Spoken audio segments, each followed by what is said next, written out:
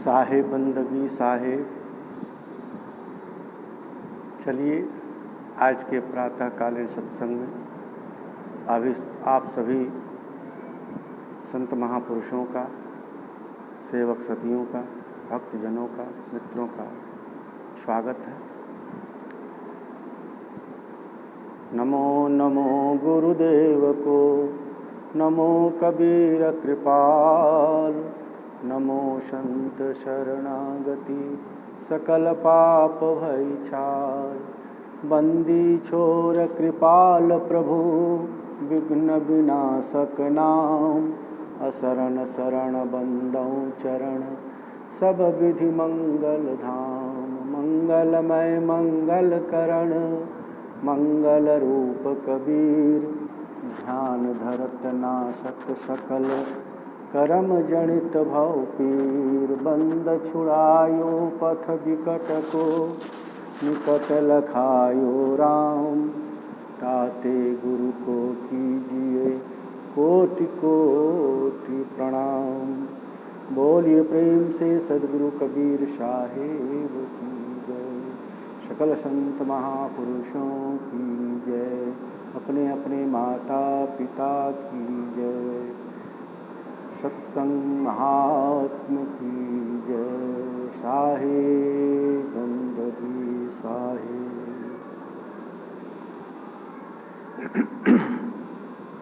धर्मानुरागी सत्संग प्रेमियों, सद्गुरु के प्यारे भक्तों, भक्तिमती माताएं एवं बहनों तथा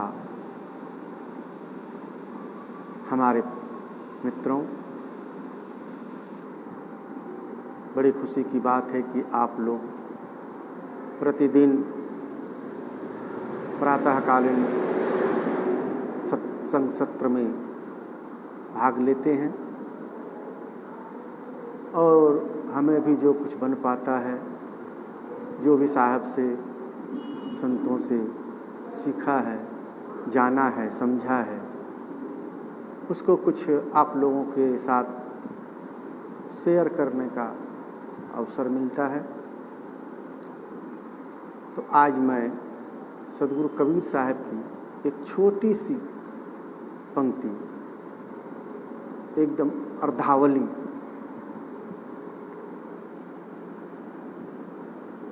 प्रत्येक साखी में 4 चरण होते हैं, उनके एक चरण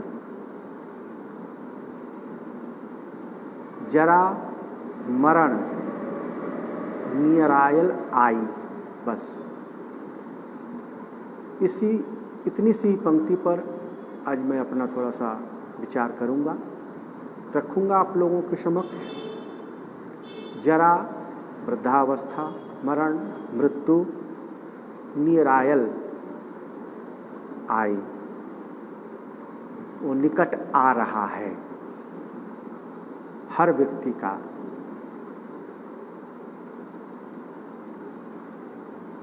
घड़ी की सुई मनुष्य को मृत्यु की ओर अग्रसर कर रही।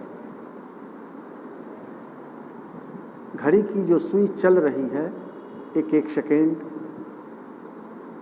उससे भी सूक्ष्म एक एक पल, ये हमें वृद्धावस्था की ओर और मृत्यु की ओर ले जा रही है। इसमें कोई संदेह नहीं, कोई ननु नचा नहीं। मनुष्य जब से जन्म लेता है, मनुष्य जब जन्म लेता है, पृथ्वी पर पैर रखता है, उसी समय पूर्ण आयु का होता है। जितनी आयु परमात्मा ने उसके लिए निर्धारित कर दिया है, बस उसी समय, उसके बाद का हर पल, हर क्षण, हर सेकेंड, हर मिनट, हर घंटा, हर दिन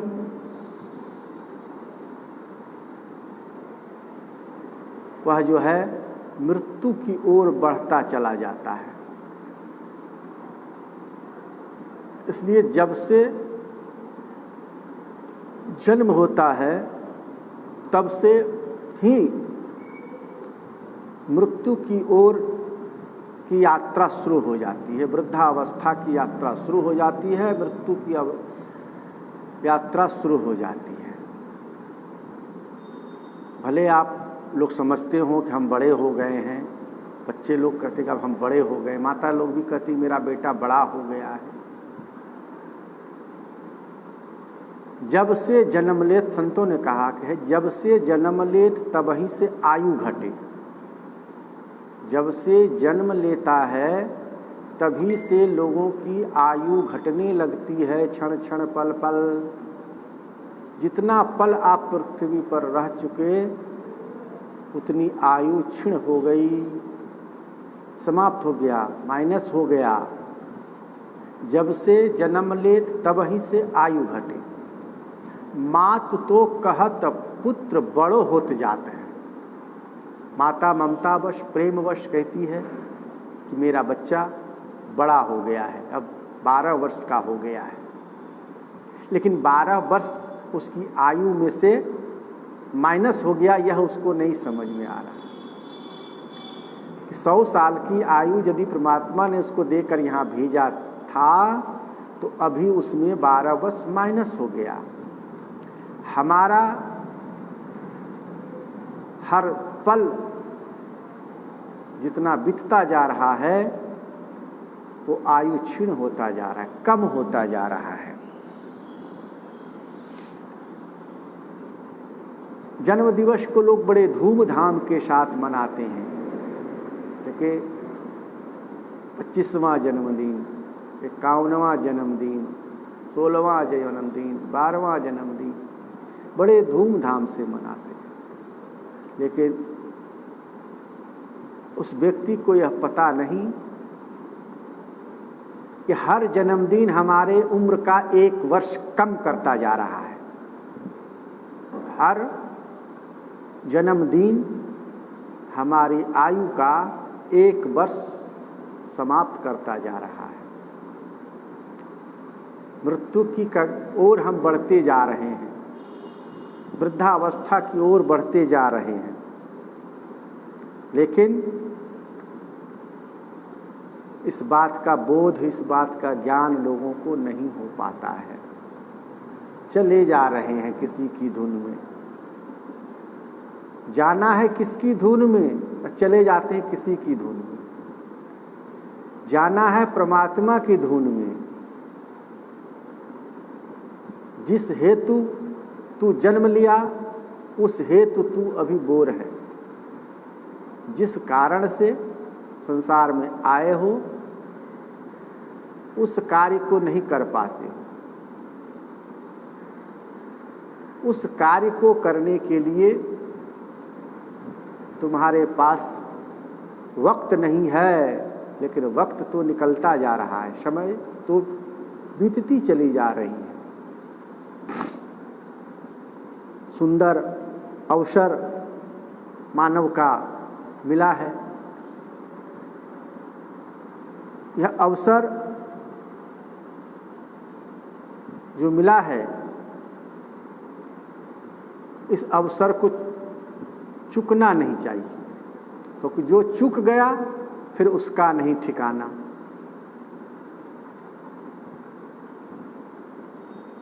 क्योंकि जो अवसर चूक जाता है वह वापस नहीं आता है।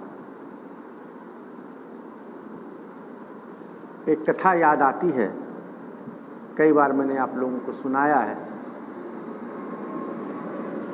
एक भिखारी अपने भिखारी पति से रोज कहा करती थी कि आप राजमहल में भिक्षाटन के लिए क्यों नहीं जाते हैं? मैं सुनती हूँ कि राजा प्रथम भिक्षा जिसको देता है उसकी दरिद्री समाप्त हो जाती है, इतना वो धन देते हैं। तो आप भी एक दिन सवेरे सवेरे जाइए और राजा से भिक्षा लीजिए, तो हमारी दरिद्री समाप्त हो जाएगी। ये रोज रोज आप जाते हैं, 7 घर में घूम करके 1.25 सेर चावल ले आते हैं और इसी में जो है जिंदगी गुजर रही है। एक दिन आप मेहनत नहीं करते हैं। रोज रोज बेचारी कहती थी, वो उलाहना रोज रोज सुनता था बेचारा, क्या करे। रोज रोज के इस खिचखिच से उस भिखारी ने सोचा, अच्छा चलो एक दिन चलते हैं। एक दिन पूर्व उसने तैयारी कर ली, सवेरे निकलना है एकदम, सूर्योदय होते होते हम गेट पर पहुंच जाएं। 3 बजे भोर में ही उठ करके वो तैयार हो गया, स्नान आदि कर लिया, क्योंकि आज राजा के यहाँ भिक्षा लेने जाना है। एकदम सगुन उगुन बना करके पूजा पाठ करके झोला उला एकदम झाड़ झूड़ करके भर लगा, अपने कंधे पर लटका लिया, जाने की तैयारी किया। पत्नी से कहा, चलो आज मैं जा रहा हूँ तुम्हारे कहने के अनुसार राज दरबार में, राजा के महल में, राजा से भिक्षाटन लेने के लिए। झोला खाली है, खाली झोला नहीं जाना चाहिए, कुछ सगुन बना दो, एक आध मुट्ठी चावल तुम अपने हाथ से दे दो। उनकी पत्नी एक मुट्ठी चावल उसके झोला में डाल दिया, कहा शुभ मंगलमस्तु, शुभ यात्रा, जाइए। वह बेचारा घर से निकला, तेज कदम करके जल्दी जल्दी वो चला राजमहल की ओर, क्योंकि उसे सूर्योदय से पूर्व पहुंचना था। अब इस कथा को इस जगह रखिए, अब चलिए थोड़ा राजमहल की ओर। राजमहल में जो राजा थे, रात में सपना देखे थे। क्या स्वप्न देखे थे? कि किसी शत्रु राजा ने चढ़ाई किया मेरे राज्य पर, युद्ध हुआ, खून खराबा खूब हुआ, हमारे सैनिक मारे गए, मुझे बंदी बना लिया गया, मुझे कालगृह में डाल दिया गया। बड़े परेशान, इतने में उसकी नींद खुल गई और राजा बेचैन हो गया, ये सपना कहीं अपना तो न हो जाए। राजा हरिश्चंद्र को सपने में ही दान दे दिया था, तो उसका क्या स्थिति हो गई थी। तुरंत उसने राजपुरोहित को बुलाया और सपने वाली बात बताई। राजपुरोहित ने कहा कोई बात नहीं महाराज, कुछ नहीं, थोड़ा सा केवल एक टोटका करना है। सवेरे आप जगकर उठकर आप राजमहल से बाहर राजपथ पर चले जाएंगे और किसी से भिक्षा ले लेंगे, आप भिक्षा मांग लेंगे, तो आपका ये दोष कट जाएगा। तो राजा को कुछ शांति मिली, चलो भाई। सवेरे बेचारा हो राजा उधर से निकला गेट से, इधर से जो है वो भिखारी अपना झोला लेकर के पहुंचा ही था गेट पर कि उधर से महाराज निकल आए। भिखारी सोचा कि अब मैं कहूं कि राजा को कि राजन भिक्षाम दे ही, लेकिन भिखारी के बोलने से पहले ही राजा जो है अपनी अंजलि बनाकर कहा भिक्षाम दे ही। अब वो भिखारी सोचने लगा कैसा राजा है ये तो हम ही से भीख मांग रहा है, ये तो स्वयं भिखारी है, ये हमको क्या देगा। मेरी पत्नी कहेगी खूब देता है, इतना देता है कि गरीबी समाप्त हो जाती है, ये तो हम ही से मांग रहा है। ये मन में ये सोच ही रहा है। राजा फिर से कह दिया भिक्षाम दे ही, कुछ दे दो बाबा। उसका तो और भीतर से जो है बेकार आए हम, अब जो एक मुट्ठी लाए हैं चावल अब इसी को दे दे। फिर तीसरे बार राजा के मुख से निकला भिक्षाम दे ही। अब वो सोचने लगा यदि नहीं देंगे राजा है तो पता नहीं और कुछ ये हमारे ऊपर कर दे। उसने झोले में हाथ डाला, लेकिन झोला से हाथ निकल नहीं रहा था। क्योंकि आज तक उसने किसी को कभी कुछ दिया ही नहीं, लिया ही था। जो व्यक्ति दूसरे का ही लेता है, दूसरे का ही खाता है, कभी खिलाता नहीं है, कभी देता नहीं है, उसको बड़ी परेशानी होती है जब देना पड़ता है। तो कभी मुट्ठी भर चावल को मुट्ठी में बांध ले, निकाल के दे दे, फिर कहता ना इतना क्यों देंगे, बेकार चला जाएगा, जो भी है वो भी चला जाएगा।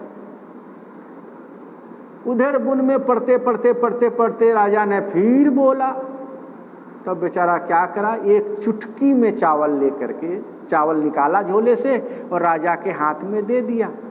राजा तो दोष का निवृत्ति के लिए भिक्षाटन किया था।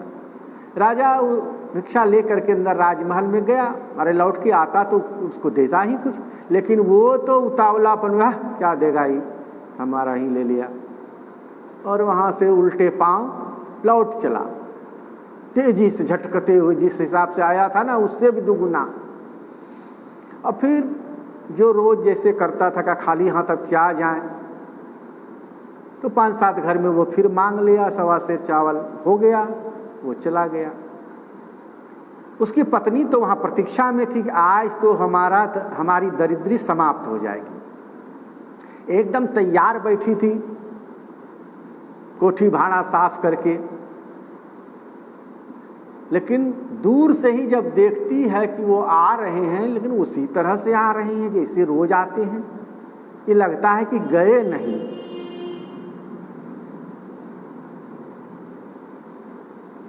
कुछ देर के बाद जब सामने वो भिखारी आया, पत्नी तो झुझुआ गई, अरे गए नहीं आप राजा के यहाँ? अरे भाग्यवान, गया था राजा के यहाँ, राजा क्या देगा, वो तो स्वयं भिखारी है। मैं तो मांगने ही वाला था कि उन्होंने हाथ पसार दिया कि कुछ दे दो, भिक्षाम देगी। अरे बड़ा मुश्किल से मैंने एक चुटकी चावल उनको दिया, और इतना कहते हुए सूप में जो है वो झोला का चावल उलट दिया। देखता क्या है कि झोला में जो कुछ चावलें जो है वो सोना जैसा चमक रहा था। तो सिर पर हाथ रख लिया, अरे बाप रे, तो बड़ी भूल हो गई। मैंने जितना चावल राजा को दिया था उतना चावल तो भगवान ने मुझे सोने का बना के दे दिया। मैं पूरा मुट्ठी चावल यदि राजा को दे दिया होता तो आज एक मुट्ठी सोना मेरे पास होता, बहुत कीमत मिलता। लेकिन तब पछताए होत का जब चिड़िया चुन गई खुद। अब तो पछताने से कोई लाभ नहीं, चुक गया अवसर। जो अवसर उसको मिला था वो अवसर चुक गया, वो अवसर वापस आने वाला नहीं, वो समय वापस आने वाला नहीं है। उसी प्रकार से ये तो कथा है भैया, दृष्टांत है। दृष्टांत को सिद्धांत से संत लोग मेकअप करते हैं। वास्तव में हमारे पास भी ये अवसर मिला है, ये मानव का तन मिला है, बहुत बड़ा अवसर है। यही अवसर नहीं चेतहु प्राणी, अंत कोई नहीं तेरा। सदगुरु कबीर साहब ने कहा है बीजक में कि यही अवसर नहीं चेतहु प्राणी, अंत कोई नहीं तेरा। इस अवसर को यदि चेता नहीं, इस समय का सही उपयोग नहीं कर पाया, समय का लाभ नहीं ले पाया, तो यह समय तुम्हारे पास गया समय फिर वापस नहीं आता है। बंदे कर ले आप निवेरा, साहब कहते हैं हे बंदे अपना निवेरा कर लो, यह सुंदर अवसर मिला है, अपना कल्याण कर लो। निवेरा का अर्थ है कल्याण, कि अपना यह जो सुंदर अवसर मिला है बंदे, इसका सही सही उपयोग कर लो। यही अब बंदे कर ले आप निवेरा, आप जियत लखू आप ठौर करू मुए कहाँ घर तेरा। आप जियत लखू आप ठौर करू मुए कहाँ घर तेरा। आप जियत लख न जीते जी अपने आप को लख लो, अपने आप को जान लो, अपने आप को पहचान लो कि मैं कौन हूँ, मैं कहाँ से आया हूँ, मैं कहाँ जाऊँगा, मैं किस लिए आया हूँ, मेरा क्या कर्तव्य है, मुझे क्या करना चाहिए क्या नहीं करना चाहिए, मुझे क्या खाना चाहिए क्या नहीं खाना चाहिए, क्या पीना चाहिए क्या नहीं पीना चाहिए, किनके साथ रहना चाहिए किनके साथ नहीं रहना चाहिए। सारा कर्तव्य का विचार विमर्श करके अपने सतपथ पर लग जाना चाहिए जिससे कि हमारा कल्याण हो। इसीलिए साहब कहते हैं बंदे कर ले आप निवेरा, आप जियत लखू आप ठौर करो। अपना ठौर ठिकाना स्वयं बना लो, तुम्हारा ठौर ठिकाना कोई बनाने वाला नहीं है। आप जियत लखू आप ठौर करो मुए कहाँ घर तेरा। मरने के बाद अर्थात शरीर छोड़ने के बाद यह पंच तत्व का पंच महाभूत से निर्मित ये मानव का तन है, यह जब छूट जाएगा, इससे जब जीव निकल जाएगा तो तुम्हारा ठौर ठिकाना कहाँ होगा उसको पहले से निर्धारित कर लो कि तुम्हें कहाँ जाना है। काशी, अयोध्या, मथुरा, वृंदावन, अमेरिका, लंदन, कहाँ जाना है इसका ठिकाना तो तुमको पहले से ही बनाना पड़ेगा, पहले से रिजर्वेशन कराना होगा, क्योंकि सीट जल्दी मिलता नहीं है, सीट जल्दी नहीं मिलता है। इसलिए रिजर्वेशन तुमको पहले से कराना होगा कि तुमको कहाँ जाना है। अपना ठौर ठिकाना बना लो। जियत आप लखू आप ठौर करो मुए कहाँ घर तेरा।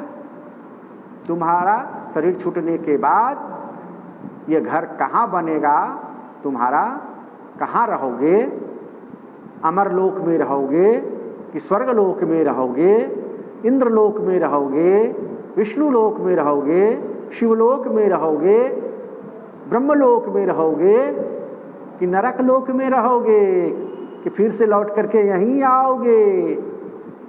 ये ठौर ठिकाना तुम्हें इसी अवसर पर बना लेना है। ये मानव तन रूपी जो अवसर मिला है, इसी अवसर पर तुम्हें अपना ठौर ठिकाना बना लेना है। इसलिए साहब कहते हैं कि आप ठौर करो मुए कहाँ घर तेरा। यही अवसर नहीं चेतहु प्राणी अंत कोई नहीं तेरा। यही अवसर नहीं चेतहु प्राणी। इस अवसर, यह जो मानव तन रूपी जो अवसर मिला है, जो संयोग मिला है, योग मिला है, इसको यदि तुम अपने आत्म कल्याण के लिए, अपने जीवन के उद्धार के लिए उपयोग नहीं कर लेते हो तो तुझे पछताना पड़ेगा। यही अवसर नहीं चेतहु प्राणी। हे प्राणी, इस मानव तन रूपी जो उत्तम मानव का तन मिला है, साधन धाम मोक्ष का द्वार मिला है, इसका उपयोग यदि नहीं करोगे तो समय चुक जाएगा, तो फिर कोई लाभ नहीं होगा। समय चुकना नहीं चाहिए। यह अवसर बर्बाद नहीं करो। इस अवसर का पूरा पूरा लाभ लेने के लिए संतों का, गुरुजनों का मार्ग निर्देशन में चलो। जुआरी शराबी कबाबियों का संग छोड़कर संत महापुरुषों का संग करो। अभक्षाभक्ष, मांस मछली दारू ताड़ी भांग गांजा अफीम चरस आदि मादक द्रव्यों का, मांसाहार का परित्याग कर शुद्ध सात्विक शाकाहार भोजन करो। गलत लोगों की संगति छोड़कर संत महापुरुषों की संगति करो, सज्जन पुरुषों की संगति करो, सत्पुरुष परमात्मा परम प्रभु की भक्ति करो। ये इस अवसर का लाभ ले लो। यदि इस अवसर का लाभ नहीं लोगे तो पछताना पड़ेगा।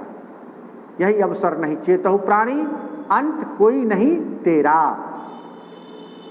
अंत में कोई तुम्हारा साथ देने वाला नहीं है। चोरवा के अर्जल सब कोई खाए और अकेले चोरवा बांधल जाए। तुम्हारी अर्जित संपत्ति का उपभोग तो ये सभी लोग करेंगे। तुम्हारे बच्चे करेंगे, तुम्हारी पत्नी करेगी, तुम्हारे पति करेंगे, तुम्हारे सगे संबंधी करेंगे, तुम्हारे दोस्त यार मित्र करेंगे, अड़ोसी पड़ोसी करेंगे, सब करेंगे। लेकिन चलती बेरिया कोई साथ हमका ओढ़ावे चदरिया हो चलती बेरिया, हमका ओढ़ावे चदरिया हो चलती बेरिया। बस जाते समय एक राम नामी चादर ओढ़ा करके लेके चल देगा। इतने मेहनत और परिश्रम करके जीवन का बहुमूल्य समय जिस धन को बटोरने में तुमने जीवन भर लगाया, वह एक भी धन दौलत तुम्हारे साथ जाने वाला नहीं है। एक भी धन दौलत कुछ भी तुम्हारे साथ जाने वाला नहीं। देख रहे हो, जीवन में अनुभव कर रहे हो, जरा देखो तुम्हारे बाप दादा ने कुछ ले गया क्या? तुम्हारे अड़ोसी पड़ोसी में रोज जा रहे हैं, श्मशान घाट में जगह नहीं मिल रही है, चले गए, कोई कुछ लेके गए क्या? नहीं लेके गए। केवल अपनी कर्म की कमाई, केवल कर्म की कमाई को लेकर गया, जो उन्होंने अपने जीवन में परोपकार किया, परमार्थ किया, सत्संग भजन किया, तीर्थ व्रतादि उपासना आदि किया, नाम का सुमरन किया, भजन किया, सद्गुरु का पूजन किया, संतों की सेवा किया, यही उनके साथ जाएगा। और गलत काम भी किया तो वो भी अपनी अपनी गठरी बांध चलू है सखिया। जिसने चोरी किया, डकैती किया, बदमाशी किया, गुंडागर्दी किया, आवारागर्दी किया, अनाचार किया, दुराचार किया, बेविचार किया, भ्रष्टाचार किया, इनसे अर्जित जो पाप की गठरी है वो लेके जाएगा। आपन आपन सांवर बांधी चलू है सखिया, वहां नहीं पैंचा उधार। वहां पैंचा उधार कुछ नहीं मिलता है, अपनी अपनी गठरी ही लेकर के जाना पड़ता है। इसलिए गठरी में थोड़ी अच्छी वस्तु रख लो जो काम आवेगा परलोक में। यह यदि मानव तन में नहीं कर पा रहे हो तो क्या अन्य तन में कर पाओगे? नहीं कर पाओगे। संत महात्मा इसी बात का निर्देश करते हैं, गुरुजन इसी बात का निर्देश करते हैं और कुछ नहीं करते, केवल आपको रास्ता बताते हैं। चलना तो आपको है।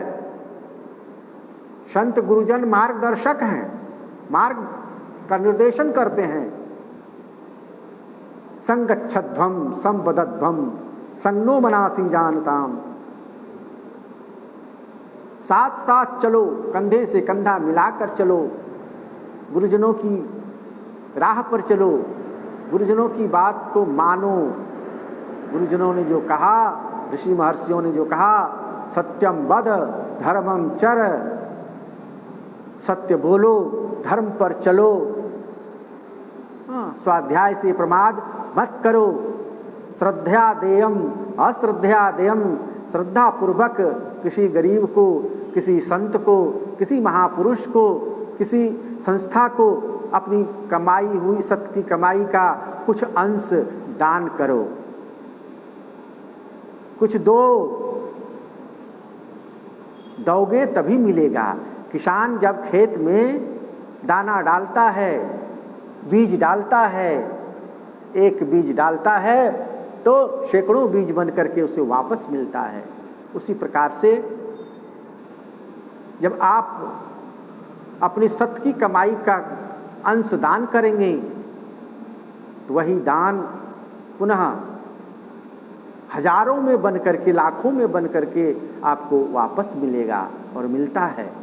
इसलिए देने की प्रवृत्ति होनी चाहिए। भूखे, नंगे, भिखारी जो भी दरवाजे पर आ जाएं उसे खाली नहीं घुमाना चाहिए, कुछ न कुछ दे देना चाहिए, क्योंकि एक आशा लेकर के वो तुम्हारे पास आया है। उसी प्रकार से जब आश्रम में जाओ, मंदिर में जाओ, किसी सामाजिक संस्थान में जाओ, यदि तुम्हारे पास है, भगवान ने दिया है, तो उसमें से कुछ न कुछ दो, पुण्य की कमाई कर लो। यह अवसर मिला है तुझे पुण्य कमाई करने का। पशु पक्षी की योनि में जाओगे तो वहाँ यह अवसर नहीं मिलेगा दान पुण्य करने का, सेवा करने का, भक्ति करने का, भजन करने का, सुमिरन करने का, स्वाध्याय करने का, चिंतन मनन करने का, तीर्थाटन आदि करने का अवसर नहीं मिलेगा। यह अवसर बहुत सुंदर मिला है, मनुष्य का तन मिला है। कैसा सौभाग्य नर तन मिला है, कर ले सत्संग भजन तो भला है। हमारे संतगण बहुत सुंदर भजन गाते हैं कि कैसा सौभाग्य नर्तन मिला है, कर ले सत्संग भजन तो भला है। सत्संग भजन कर लो, इसी में तेरी भलाई है। सदकर्म कर लो, सुंदर कर्म कर लो, अवसर को चुकने मत दो। चुक गया अवसर तो फिर वापस नहीं आएगा। जो समय बीत गई वो वापस आने वाला है क्या? जो बचपना मेरा बीत गया वो बचपना आएगा क्या?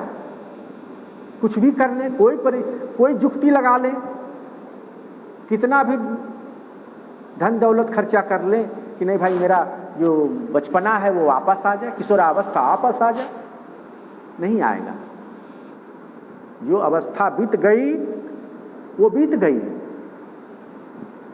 वो नहीं आएगी। जो वर्तमान में है इसी अवसर का सही सही लाभ ले लेना चाहिए। सदगुरु कबीर साहब इसलिए कहते हैं कि यही अवसर नहीं चेतो प्राणी, अंत कोई नहीं तेरा। अंत में कोई तुम्हारा नहीं होगा।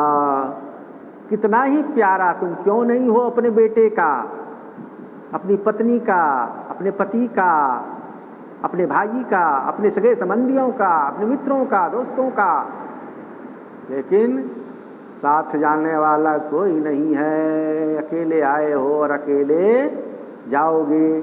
अपनी कर्म कमाई लेकर आए हो और अपनी कर्म कमाई लेकर के जाओगे। इसलिए अपनी गठरी संवार के बढ़िया से बांध लो भैया। हाँ, यही अवसर नहीं चेतो प्राणी, अंत कोई नहीं तेरा। धन दौलत भी साथ नहीं जाएगा। गाड़ी मोटर बंगला बहुत बना के रखा है, लेकिन गाड़ी मोटर बंगला कुछ नहीं जाएगा। जाने के लिए तो तुम्हारे ठठरी का ठेला रहेगा। संत लोग भजन में गाते हैं ना, तेरे सफर में सवारी के खातिर कांधों पे ठठरी का ठेला रहेगा। रे मन मुसाफिर निकलना पड़ेगा, अब काया कुटी खाली करना पड़ेगा। काया कुटी तो खाली करना पड़ेगा। जाते समय बस वही कच्चा बांस का जो है डोली बनेगा, उसी पर सवार हो करके तुम्हारे सब यात्रा में कुछ यात्री लोग जाएंगे, जला पका करके चले जाएंगे। और तुम्हारे साथ, इस जीव के साथ तो कुछ नहीं जाएगा। ये शरीर को साथ भले लोग स्मशान घाट तक जाए, जीव के साथ तो कुछ नहीं जाएगा। नीतिकारों ने एक श्लोक कहा है ना, बड़ा सुंदर श्लोक है। हाँ, धनानि भूमौ पशवश्च गोष्ठे, नारी गृहद्वारि जना श्मशाने, देहश्चितायां परलोक मार्गे, कर्मानुगोगच्छति जीवैकः। धनानि भूमौ, धन जो है इस पृथ्वी पर ही रह जाती है। जहां गाड़ कर रखे हो वहीं रह जाएगा। बैंक बैलेंस बैंक में रह जाएगा। जो पशु पक्षी आदि पाल रखे हो वो भी गौशाले में, हाथी घोड़ा बैल वाहन संग्रह कियो घनेरा, वो सब गौशाले में गौ, घुड़सार में घोड़े, और car, motorcycle, 4 wheeler, 3 wheeler, 2 wheeler, 6 wheeler, 10 wheeler जो भी तुमने खरीद रखा है वो सब दरवाजे पर लगे रह जाएंगे, पड़े रह जाएंगे, और यह जीव तो अकेला निकल जाएगा। धनानि भूमो पशवश्च गोष्ठे नारी गृहद्वारी। जो नारी, स्त्री, पत्नी, भार्या, अर्धांगनी, जिसको लाने के लिए बारात लेके गए थे, क्या गाजे बाजे के साथ, सगे संबंधियों के साथ दुल्हा बाबू बन करके, सेहरा पहन करके, सेहरा बांध करके, ढोल बजना के साथ जिस पत्नी को लाने के लिए गया था, अग्निकुंड के बीच में 7 फेरे लगा करके पंडितों के मंत्रोच्चारण के साथ कसमें वादे करके जिस पत्नी को लाया था वो पत्नी भी साथ जाने वाली नहीं है। अरे अर्धांगिनी भी बढ़ेगी तो केवल मकान तक, अर्धांगिनी भी बढ़ेगी तो केवल मकान तक, मकान के देहड़ी तक जाएगी, दरवाजे तक। वहीं पर चूड़ी लहठी फोड़ के दे देगी सिंदूर धो करके, ले यही सिंदूर डाल करके चूड़ी लहठी पहना करके ना हमको लाया था, ले जाए अपना, कोई जरूरत नहीं है, हम तुम्हारे साथ जाने वाले नहीं। तो अर्धांगिनी भी बढ़ेगी तो केवल मकान तक, बंधु बांधव साथी भी चलेंगे तो केवल श्मशान तक, क्योंकि भाई वो रिवाज है और आवश्यकता भी है, जरूरी भी है, क्योंकि प्राण निकल जाने के बाद इस मृत शरीर को घर में रखा नहीं जाता, क्योंकि इसमें सड़न पैदा हो जाता है, कीड़े पड़ जाते हैं, बदबू आने लगती है, बीमारियां फैलने लगती है। इसे पेटारी में बंद करके रखने की चीज़ नहीं है, इसको ले जा करके श्मशान घाट में जलाना ही पड़ेगा, या कुछ लोग उसे गाड़ देते हैं जमीन में, कुछ लोग पानी में बहा देते हैं पत्थर बांधकर, जो भी हो, अर्थात इसको घर में नहीं रखेगा और इसके साथ कोई नहीं जाएगा। पत्नी भी बढ़ेगी तो केवल मकान तक, बंधु बांधव लोग चलेंगे तो केवल मशान तक, बेटा भी हक निभाएगा तो अग्निदान तक, फिर इससे तो आगे भजन ही है साथी, गुरु के भजन बिन अकेला रहेगा, रे मन मुसाफिर निकलना पड़ेगा, काया कुटी खाली करना पड़ेगा, काया कुटी खाली करना पड़ेगा, कोई साथ जाने वाला नहीं है, यही अवसर नहीं चेतो प्राणी, अंत कोई नहीं तेरा, कहीं कबीर सुनो भाई साधो, कठिन काल को घेरा। ये घेरा बाउंड्रीवाल, काल का जो घेरा है, काल का जो बाउंड्रीवाल है, लिखा है, उसको पार करना बड़ा मुश्किल है। काल खड़ा सिर ऊपरे, तू चेत बिराने मीत, जाका घर है गैल में, सो का सोवे निश्चिंत। काल जो है खड़ा है सिर के ऊपर, काल खड़ा सिर ऊपरे, तू चेत बिराने मीत, जाका घर है गैल में, सो का सोवे निश्चिंत। जिसका घर गैल में है, गली कुची में है, वो निश्चिंत रूप से कैसे सो सकता है, क्योंकि चोर जो है वो तो लगा हुआ है तुम्हारी गठरी को चुराने के लिए, अवसर देख रहा है और तुम्हारी गठरी को चुरा करके लेके चला जाएगा। काल खड़ा सिर ऊपरे, सिर के ऊपर में काल तो हर समय खड़ा है। जिस समय से जन्म ले लिया ना, उसी समय से काल तुम्हारे सिर पर खड़ा है। सनई सनई सनई पंथा, धीरे धीरे पथ को नापते हुए तुम्हारी ओर बढ़ता चला जा रहा है, मृत्यु के कागार पर। इसलिए साहब ने कहा जरा मरण निरायल आई। जन वृद्धावस्था और मृत्यु तुम्हारे निकट धीरे धीरे आ रही हो। चेतवा हो तो चेत ले, चेतना हो तो चेत जाओ, संभल जाओ, क्योंकि काल खड़ा सिर ऊपरे, तू जाग विरामी मीत, तुम जग जाओ। उत्तिष्ठ जागृत प्राप्य वरानि बोधत, उठो जागो और बोध को प्राप्त करो। उठो जागो और बोध को प्राप्त करो। यदि सोए रह जाओगे मोह निद्रा में, तब तो भाई चोर जो है तुम्हारी गठरी को चुरा कर ले ही जाएगा। तोरी गठरी में लागा चोर बटोहिया, क्या सोबे तोरी गठरी में लागा चोर बटोहिया, क्या सोबे। तुम्हारी गठरी में चोर लग गया है, कहाँ सोए हो भैया, जग जाओ। उठ जाग मुसाफिर भोर भई, अब रैन कहाँ जो सोवत है, जो सोवत है वो खोवत है, जो जागत है सो पावत है। उठ जाग मुसाफिर भोर भई। साहब कितना सुंदर भजन गा गा करके लोगों को समझाया। उठ जाग मुसाफिर भोर भई। अरे भैया ए मुसाफिर, ये जीव मुसाफिर है इस कायागढ़ में। ये कायागढ़ जो है, ये धर्मशाला जो है, ये किराए के जो मकान है, इसमें मुसाफिर बन करके ये जीव ठहरा हुआ है। साहब कहते हैं उठ जाग जाओ। तो भोर भई, भोर हो गया। भोर का मतलब समझते हैं?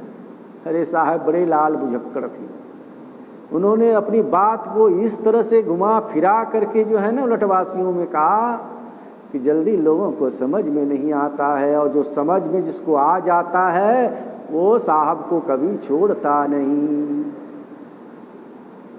का उठ जाग मुसाफिर भोर भई। भोर उपमा दिया गया है किससे? वृद्धावस्था से। वृद्धावस्था से भोर भई मैंने वृद्धावस्था आ गई।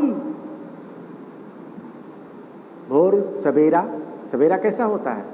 उजला, एकदम उजाला जब हो जाता है तभी तो सवेरा कहते हो ना। तो सिर के बाल जब उजले हो गए तो समझ जाओ कि भोर हो गया, वृद्धावस्था आ गई।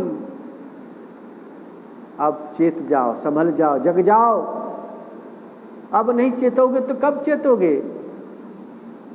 बाल अवस्था तो खेल गमाई, विषय जवानी, जवानी मदमाते।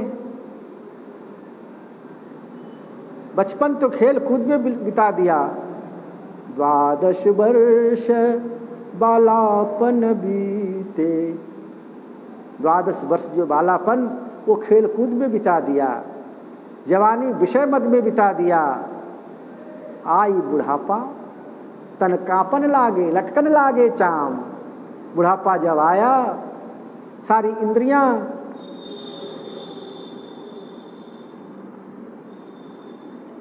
इंद्रियां जो है वो बेकाम हो गई, नाकाम हो गई, कोई काम नहीं करती इंद्रियां। ना तो आंख से दिखाई पड़ता है ठीक से, और ना कान से सुनाई पड़ता है, ना मुख में दांत है। अब वो गन्ना का मजा नहीं ले पाता, भूजा का मजा नहीं ले पाता, क्योंकि दांत तो सब खत्म हो गया। कान से सुन नहीं पाता, आंख से देख नहीं पाता, मोतियाबिंद हो गया। पैर से कहीं जा आ नहीं सकता, पैर लड़खड़ाने लगा, हाथ कांपने लगा।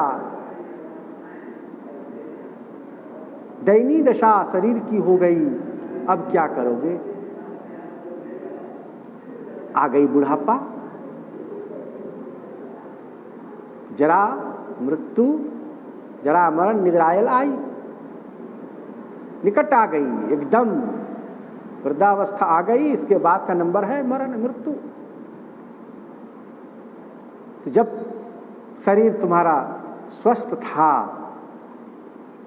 तब तक तो तुमने कुछ किया नहीं। जो अवसर मिला, युवा अवस्था का अवसर सबसे बड़ा अवसर है। सब कुछ भी काम करने के लिए, जीवन के किसी भी क्षेत्र में प्रोन्नति करने के लिए, विकास करने के लिए, उत्थान करने के लिए युवा अवस्था सबसे सुंदर अवस्था माना गया है। इसी में जोग भोग सब होता है। तो युवा अवस्था में युवैव धर्मशीलः स्यात्, युवा अवस्था में ही धर्मशील का आचरण व्यक्ति को करना चाहिए। क्योंकि वृद्धावस्था की आशा मत करो, उस समय कुछ नहीं कर पाओगे। लेकिन लोग मानते कहाँ हैं? जवानी के नशा में चूर। साहब ने युवाओं को देखकर कहा, फिरहू का टेढ़ो टेढ़ो टेढ़ो। क्या टेढ़े टेढ़े चलते हो भैया? देखो युवाओं को, आजकल के युवाओं को दौर एकदम मुख में सिगरेट मारा, धुइयां उड़ाते हुए, कलेजा तानते हुए रोड पर चलता है। क्या मस्ती में, समझता ही नहीं कुछ, किसी को कुछ नहीं समझता। का ये ऐठन, ये टेढ़ापन तुम्हारा कब तक चलेगा? ज्यादा दिन तक चलने वाला नहीं है। वृद्धावस्था आ जाएगी, फिर तुझे पछताना पड़ेगा।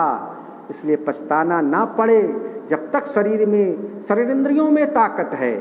यावत स्वस्थ मिदम शरीर मरुजम, यावत जरा दूरितो, यावत चंद्रिय शक्तिरा प्रतिहता, यावत क्षयो नायुषः, आत्मा श्रेयसी तावदे विदुषाम कार्यो प्रयत्न महान, संदीप्ते भवने तो कूप खननम प्रत्युद्यमो कीदृशः। कितना सुंदर संदेश इस संस्कृत के श्लोक में नीतिकारों ने दिया है कि यावत स्वस्थम इदम शरीरम, यह शरीर जब तक स्वस्थ है, रोग आदि से दूर है, यावत स्वस्थमिदम शरीर मरुजम यावत जरा दूरितो, और जब तक इस शरीर से वृद्धा अवस्था दूर है, अभी है आने में 10-20 वर्ष,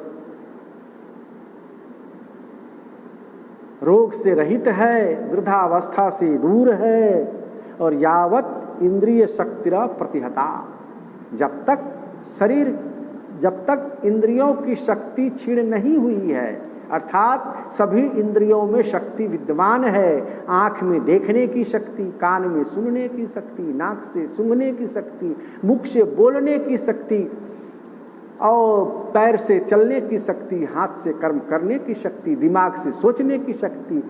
जब इनमें शक्तियाँ है और आयु ना क्षय का, आयु का नाश नहीं, अभी आयु कुछ बची है, अभी 10-20 बरस समय बचा है। आत्मा श्रेयसी तावदे विदुषाम कार्य प्रयत्नो मान। जो विद्वान पुरुष हैं, जो समझदार हैं, जो विवेकी हैं, ज्ञानी हैं, जो सत्संगी हैं, वो क्या करते हैं? महान कार्य कर लेते हैं। और सबसे महान कार्य क्या है? आत्मा श्रेयसी, स्वयं अपना कल्याण, आत्मा को श्रेष्ठतम स्थान पर ले जाना, आत्म कल्याण करना ही सबसे बड़ा महान कार्य है। अन्य सारे कार्य तो इस लोक के लिए है, इस शरीर के लिए है, परिवार समाज के लिए है, लेकिन आत्मा श्रेयसी, आत्म कल्याण के जो कार्य हैं सत्संग, भजन, सेवा, स्वाध्याय, साधना, जप तप व्रत, ध्यान धारणा समाधि, दान पुण्य आदि जो आत्मा के श्रेष्ठतम स्थान प्राप्त कराने का जो साधन है, योग आदि, उसको कर लेना चाहिए। और विद्वत पुरुष, बुद्धिमान व्यक्ति ऐसा कर लेते हैं। जो नहीं करते उसको बुद्धिमान मत समझो। ऐसा मत समझो कि खूब पढ़ लिया है, एमए बीए कर लिया है, पीएचडी कर लिया है, डिलीट कर लिया है तो वो बहुत बड़ा ज्ञानी है, बहुत बड़ा बुद्धिमान है। अरे बड़े बड़े एमए पीएचडी वालों को देखा है, आप भी देखे होंगे, जो शराब के नशे में धुत रहता है, जो पशुओं का मांस खाता है, जो अपने कर्तव्य से च्युत रहता है, कभी कोई भलाई का काम नहीं करता, उस विद्वान से मतलब यहाँ नहीं है। यहाँ विद्वान से मतलब है जो आत्मकल्याण का कार्य कर लिया, वही विद्वान है। और वही विद्या भी है। या विद्या सा विमुक्त है। जो विद्या मुक्ति को प्रदान करावे वही वास्तव में विद्या है।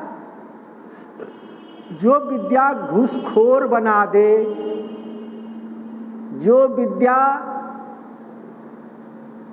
क्या कहते हैं उसको, भ्रष्टाचारी बना दे, हवाला घोटालाबाजी बना दे, ऐसी विद्या को विद्या नहीं कहा जा सकता। विद्या तो वह है जो हमें श्रेष्ठतम स्थान को प्राप्त करा दे, लोक में भी और परलोक में भी। इसलिए उस विद्या को, आत्मविद्या को,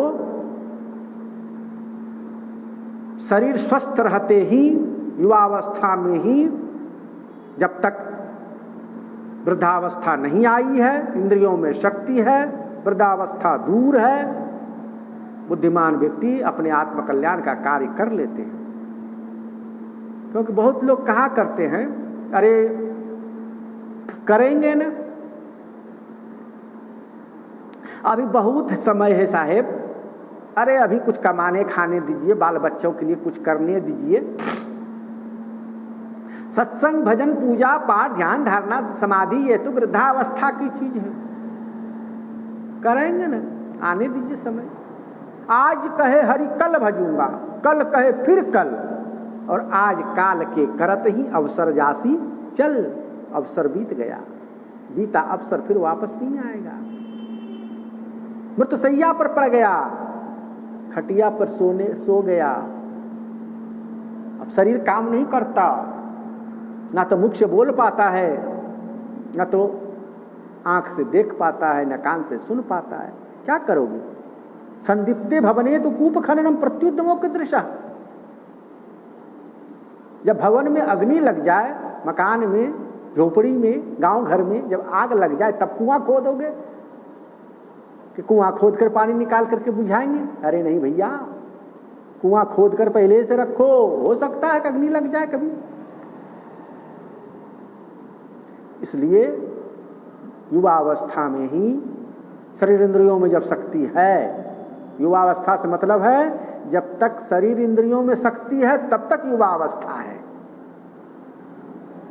तो जब तक शरीर इंद्रियों में शक्ति है तब तक ही आत्मकल्याण का कार्य, मोक्ष का मार्ग प्रशस्त कर लेना ही बुद्धिमत्ता है, समय का सही उपयोग है। नहीं तो काल तो सिर पर खड़ा है ही, वो तो एकदम केस को जकड़कर पकड़ रखा है। गृहीत केसेषु, केस को जकड़कर पकड़ रखा है, पता नहीं किस समय वो प्राण पखेरु लेकर के उड़ जाए। इसलिए साहब कहते हैं कि काल खड़ा सिर ऊपरे, तू जाग वीराने मीत, जाका घर है गैल में, सो कस सोवे निश्चित। निश्चिंत होकर के मत सो जाओ भैया, जगे रहो। जगे रहने में ही भलाई है, जग जाओ। सो जाओगे तो कुछ नहीं होगा, उठ जाग मुसाफिर भोर भये, अब रैन कहाँ जो सोवत है, अब रैन कहाँ है, अब रात्रि कहाँ है। अब काले काले घुंघराले घुंघराले बाल सफेद पड़ चुके हैं, भोर हो चुकी है, रात्रि की काली घटाएं छट चुकी हैं। उठ जाग मुसाफिर भोर भये, अब रैन कहाँ जो सोवत है। जो सोवत है सो खोवत है, जो सोता है वो खोता है। जो सोवत है सो खोवत है, जो जागत है सो पावत है। जो जग जाता है इस सुंदर अवसर पर पा करके, मनुष्य का तन पा करके, युवा अवस्था को पा करके जो जग जाता है, संत महात्माओं के सानिध्य में रह करके, संत महापुरुषों की संगति को पा करके, गुरु के समीप जा करके और उनसे दीक्षा आदि ले करके, मंत्र आदि ले करके और साधना में जीवन को लगा देता है, लोकोपकार का कार्य करता है और भी जो भी बन पाता है अच्छा से अच्छा शुभ कर्म करता है। इसीलिए साहब ने कहा, थोड़ी सी बातें मैंने आज आपको लोगों को सुनाया कि जरा मरण निरायल आई। साहब के इस वाक्य पर जन्म और मरण, जन्म नहीं, जरा और वृद्धावस्था, जरा मने वृद्धावस्था और मृत्यु निगरायल आई, नजदीक आ रहा है ऐसा समझकर, वृद्धावस्था और मृत्यु निकट आ रही है, मृत्यु ऐसा समझ करके, अब कब हो जाए कोई ठिकाना नहीं। क्या भरोसा है इस जिंदगी का, साथ देती नहीं यह किसी का, किसी का कोई साथ देने वाला नहीं है। कहें कबीर सुनो भाई साधो, कठिन काल को घेरा, तो इस घेरे को तोड़कर यदि जाना चाहते हो कि काल का घेरा, काल के घेरे में हम फिर से न पड़ें, काल के घेरे में हम फिर से न पड़ें, यदि ऐसा चाहते हो, ऐसी जिज्ञासा है, तो भैया सद्गुरु शरणम गच्छ, सद्गुरु के शरण में जाओ, गुरु से दीक्षा मंत्र ले करके, साधना सीख करके, उनसे मंत्र जो नाम है सार शब्द शतनाम, वो ले करके और समय निकाल करके, क्योंकि जिंदगी में समय तो मिलेगा नहीं अलग से भजन पूजन करने के लिए समय नहीं मिलेगा। इसी समय में से जो 24 घंटे का समय है, चाहे राष्ट्रपति हो, प्रधानमंत्री हो, चाहे एक भिखारी हो, सबके पास ये 24 घंटे का समय मिला है। इसी 24 घंटे में समय निकाल करके, एक घड़ी या 2 घड़ी, आधों में पुनियाद, समय निकाल करके और एकांत में बैठ करके साधना करो, श्वास श्वास में नाम लो, गुरु के रूप में सतपुरुष परमात्मा का ध्यान करो। ध्यान, सार शब्द सतनाम का जाप, संतों की सेवा, गुरुजनों की सेवा और जरूरतमंदों की सेवा, साथ ही सद्ग्रंथों का स्वाध्याय, आत्मचिंतन, ये हमारे मुक्ति के मार्ग को प्रशस्त करते हैं, आवागमन की निवृत्ति में सहयोग करते हैं और पुनः काल के घेरे में आने से बचाते हैं। इन्हीं वाणी वचनों के साथ अपनी वाणी पर यहीं विराम। बोलिए प्रेम से सद्गुरु कबीर साहिब की जय। साहिब बंदगी साहिब। और एक निवेदन कि इस कार्यक्रम को आप लोग जरूर देखें, सुने, कुछ न कुछ तो लाभ मिलेगा ही, सत्संग में तो लाभ मिलता ही है, कुछ न कुछ तो लाभ मिलेगा ही। इस सत्संग का लाभ लें और हमें भी प्रोत्साहन मिलेगा कि हमारे भक्तगण, हमारे मित्रगण, हमारे गुरुजन हमें सुनते हैं। और साथ ही साथ ये भी निवेदन करता हूँ कि अपना राय, मशवरा, सलाह, विचार उसको भी कमेंट में कुछ लिख दिया करें कि साहब इसको, इस कार्यक्रम को ऐसे न ऐसे कीजिए, इस तरह से कीजिए, इस बात को सुनाइए, इस तरह। तो कुछ न कुछ आप लोगों के तरफ से यदि कमेंट आता रहेगा, लाइक हमारे होता रहेगा, तो अपने को भी मिलेगा उत्साह कि चलो भाई कुछ न कुछ भक्तों को, संतों को, सेवकों को, मित्रों को सुनाना चाहिए। इसमें आनंद आता है। आनंद की प्राप्ति करना ही तो सबसे बड़ी बात है, और सत्संग से बढ़ करके ज़्यादा आनंद और कहीं नहीं मिलता है। ये शाश्वत सत्य है, ध्रुव सत्य है, इसको कोई टाल नहीं सकता, कोई झुठला नहीं सकता। इसलिए शाश्वत आनंद की प्राप्ति सत्संग से होती है, और सत्संग का आनंद हम और आप प्रतिदिन लें। साहेब बंदगी, साहेब बोलो।